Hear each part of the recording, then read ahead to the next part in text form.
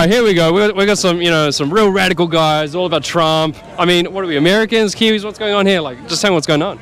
Kiwi. Hapu and Pākehā. Right.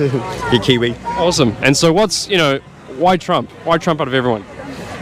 Leader of the free world, leader of the Western way of life, first world economy and values, freedom, liberty, one nation under God, nationalism, standing up for what you're doing, good wholesome moral values.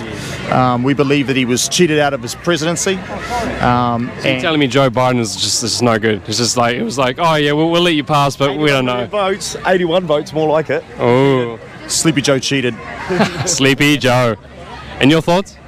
I actually have no idea, but I think that it's probably a smart strategy to align with 79, someone who has a following of 79 million people plus in America. So if you have a small contingent of people here that want to maintain their rights and make sure that corporate tyranny doesn't take over the entire country, it helps to have allies overseas, and 79 million plus is a healthy number, eh? Yeah, just a casual 79 million, Yeah. And look, adding all this together, what makes you personally attract to Trump and go this far and have the shirt and bring this today here? Yeah, well, the main thing is that he was cheated out of his presidency, so I don't think we'd be in half of the shit that we're in now if he was in his rightful place. But I've been a big Trump supporter since before he was the president. Grew up listening to a lot of rap music. He was the epitome, the American dream. Everyone wanted to be like Donald Trump. And the stories that you don't hear in the mainstream media, black families wanting to start a business and get a business loan. They get rejected from the banks. They knew that Donald Trump was the good option if you did get rejected, and he would lend them money. They'd have a successful business, come back to pay the money, say in a couple of years with what they agreed in terms, and most of the time he would say, how's your business going? It's doing really well, Mr. Trump. And he's like, rips up the check, go enjoy your business and your family. So before the mainstream media got involved and made him out to be, orange man bad and the racist, which, his wife is not even American, and, he's the worst racist out there. When he was in, it was all about choice, the great values, family values, and yeah, save America, save the world. We need Trump back in the White House. Yeah, give me a mean tweet any day. Yeah, I've got something to say on the racism thing. I'm Māori, so.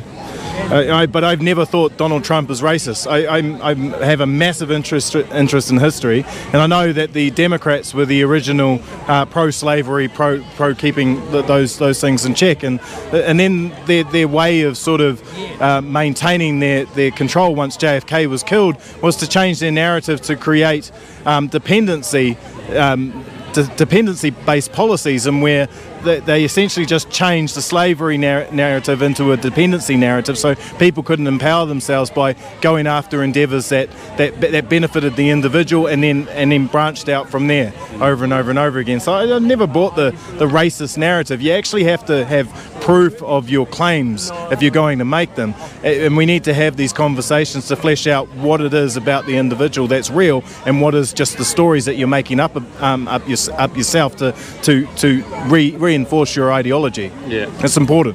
Well, a small little statement that can end all that is why would there be, I remember seeing, because I got family and friends in over 30 states of America, and there's actually not one that voted for Biden. Actually, there was one. Yeah. There was Sleepy as Joe, and he's one of the 81. Yeah, and they, because I'm half Mexican and all that, so I got, there was Trump for Latinos, Trump Asians for Trump, and blacks and whatever, and it was just like, well, hang on, if he was, if he was so racist, then why were these, and then groups of millions. Like, okay, so then why would they create this? It's just like, but anyway, all aside, what's your one message from here in Aotearoa New Zealand to Trump and to the rest of the world? Well, we just need some help. We're doing everything we can, and we're going to continue to do everything we can. We're going to keep telling ourselves that we don't need help, and we're going to act in the way as if we don't need help. But hey, if you're willing to help, we'll receive. Mega, make it do and go away. Please come help us. Make it go away. Orange man, good. Thanks, guys.